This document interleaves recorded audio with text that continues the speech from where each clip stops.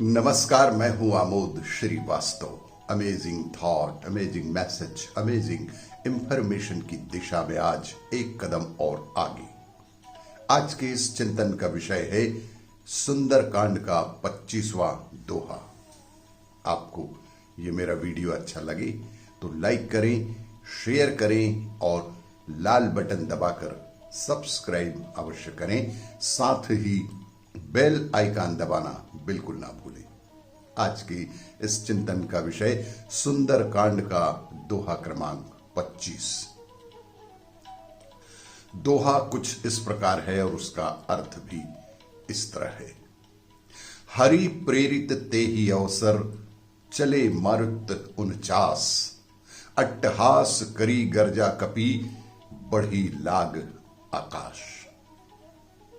सुंदरकांड के इस 25वें नंबर के दोहे का अर्थ है कि जब हनुमान जी ने लंका में आग लगाई तब भगवान की प्रेरणा से 49 पवन चलने लगे। भगवान की प्रेरणा से 49 पवन चलने लगे।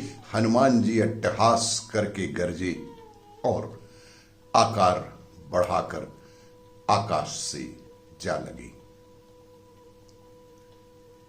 प्रश्न ये है कि ये 49 मारुत क्या है? हवा तो हवा ही है, मारुत यानी हवा, लेकिन इन 49 मारुत का क्या अर्थ है? इस पर तुलसीदास जी ने लिखा कि समय निकालकर 49 प्रकार की वायु के बारे में जानकारी खोजी जाए। तब यह पता चला कि वायु का ज्ञान कितना विस्तृत है, जिससे शायद आधुनिक मौसम विज्ञान भी अनभिज्ञ है। आपको यह जानकर आश्चर्य होगा कि वेदों में वायु की 7 शाखाओं का वर्णन मिलता है। विस्तार से वर्णन को यदि देखा जाए तो अधिकतर लोग यही समझते हैं कि वायु तो एक ही प्रकार की होती है, लेकिन उसका रूप बदलता रहता है। जैसे कि ठंडी वायु, गर्म वायु और समान वायु, लेकिन ऐसा बिल्कुल नहीं है। दरअसल जल के भीतर जो वायु है उसका वेद पुराणों में अलग नाम दिया गया है और आकाश में जो स्थित वायु है उनका अलग नाम है। इसी प्रकार अंतरिक्ष में जो वायु है उसका नाम भी अलग अलग रखा गया है। उसका गुण और व्यवहार भी अलग अलग ही होता है। इस तरह से हमारे प्राचीन वेदों के अनुसार 7 प्रकार की वायु का वर्णन मिलता है और ये 7 प्रकार हैं।